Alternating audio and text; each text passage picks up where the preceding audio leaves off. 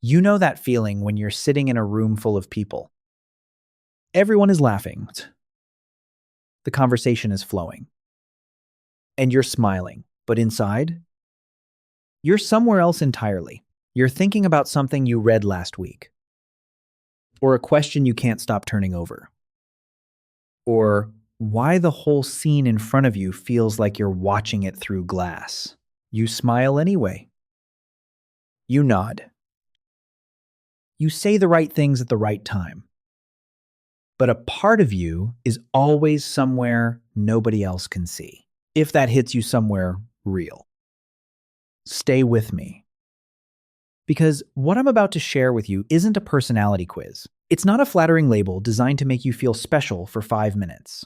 It's something far more honest than that. Research published in the Journal of Personality and Social Psychology reveals that only 2% of people carry a specific combination of traits that sets them apart from nearly everyone around them. Not smarter. Not better, just wired in a way that makes ordinary life feel like wearing shoes on the wrong feet. And most of them spend decades believing something is wrong with them. Let me show you the 5 signs. Sign 1: small talk doesn't just bore you. It exhausts you at a level other people can't understand. Most people can move through a party, an office, a family dinner, making easy conversation about nothing in particular, and feel completely fine afterward.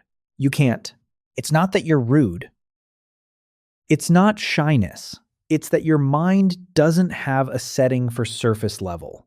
When someone asks how you are, you don't want to say fine. You want to tell them about the thing you've been thinking about for 3 days that you can't explain to anyone, because every time you try, you watch their eyes glaze over before you finish the second sentence. So you say fine. And you go home feeling lonelier than before you arrived. The villain here isn't the people around you.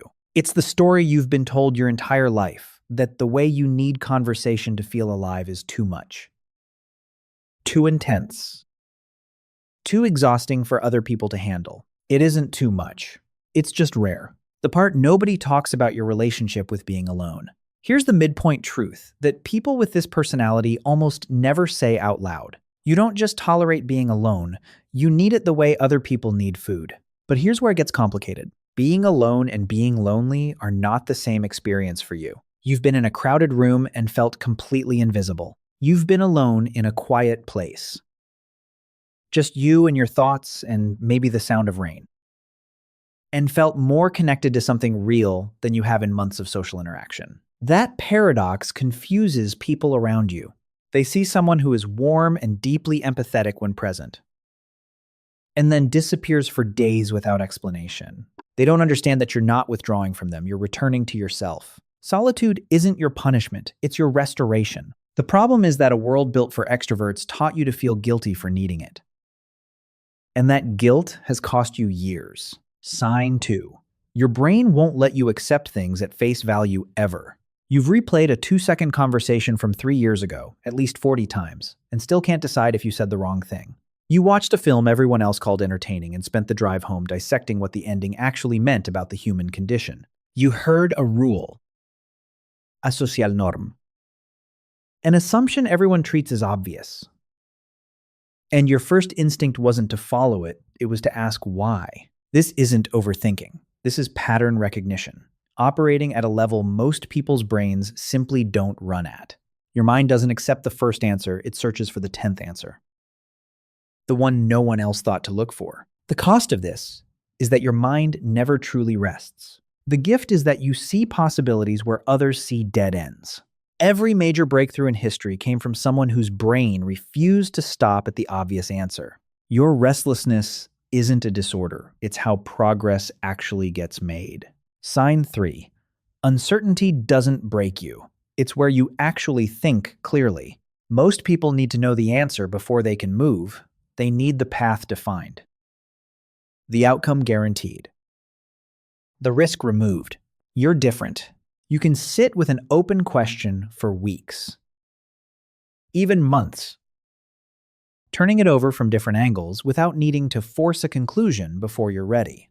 This isn't indecision. This is what psychologists call a high tolerance for ambiguity, and it's extraordinarily rare. You can hold two contradicting ideas at the same time and understand that both might be true depending on context. You don't need life to be black and white. You've always known, somewhere deep, that the most important things are gray. The world calls this unpredictable. What it actually is nuanced. And nuance is the thing most people are too uncomfortable to sit with long enough to understand. Sign 4. You live a second life inside your own head that most people will never see. You've spent entire afternoons inside a thought, not daydreaming, not zoning out, actually working something through in your mind with the kind of focus other people reserve for things they can touch and see. You've built entire conversations in your head before having them. Solved problems that didn't exist yet. Created worlds. Scenarios. Arguments. Stories all in the space behind your eyes while someone across from you thought you were simply quiet. This inner life isn't a distraction from reality, it's a deeper layer of it. Your creativity lives there. Your intuition develops there. Your most original thinking begins there. The tragedy is that other people can't see it. So they call you distant. They call you mysterious. They wonder where you go, but you're not gone. You're more present in your own world than most people ever learn to be in theirs. Sign 5. You've never quite fit anywhere. And somewhere along the way, you made peace with that. You've moved through different groups, tried on different versions of yourself, adapted your edges to fit the shape of whatever room you were in. And you've always been able to connect genuinely and warmly with people from completely different worlds. But underneath all of it, there has always been this quiet awareness that you're watching from a slightly different angle than everyone else, that you care about things they don't prioritize, that you're moved by things that leave others untouched. For a long time, you treated this as a flaw. You spent years asking yourself why you couldn't just be simpler, why you had to feel everything so deeply, why the path that worked for everyone else never quite fit when you tried to walk it. The villain was never you. The villain was the version of yourself you kept trying to become, just to make other people more comfortable. The moment you stopped apologizing for the way you're built is the moment everything starts to shift, not because the world changes, but because you stop wasting energy fighting your own nature. The secret. Here's what ties all 5 of these together. You've spent most of your life being told directly or indirectly that the way you are is a problem to be managed. Too sensitive. Too deep. Too much in your head. Too hard to read. Too intense for ordinary conversation. But look at what those traits actually are when you strip away the shame someone else attached to them. Depth. Curiosity that never quits. The ability to sit with complexity without needing to simplify it. A rich inner world that generates ideas most people can't access. An authentic self that refuses to fully disappear even when life pressures it to. These aren't flaws, these are the exact traits that produce the people who change things. The researchers who asked the question no one thought to ask. The artists who make the thing that makes a stranger feel less alone. The thinkers who hold a problem long enough and quietly enough to find the answer hidden inside it. The world doesn't need more people who are easy to understand.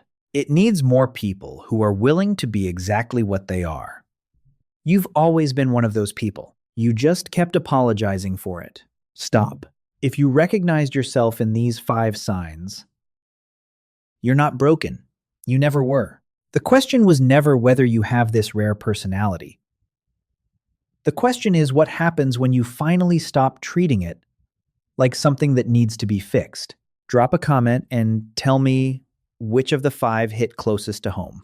And if someone in your life has always felt like they were watching from the outside, quietly, without being able to explain why, share this with them, not as an explanation, just as proof that they're not alone.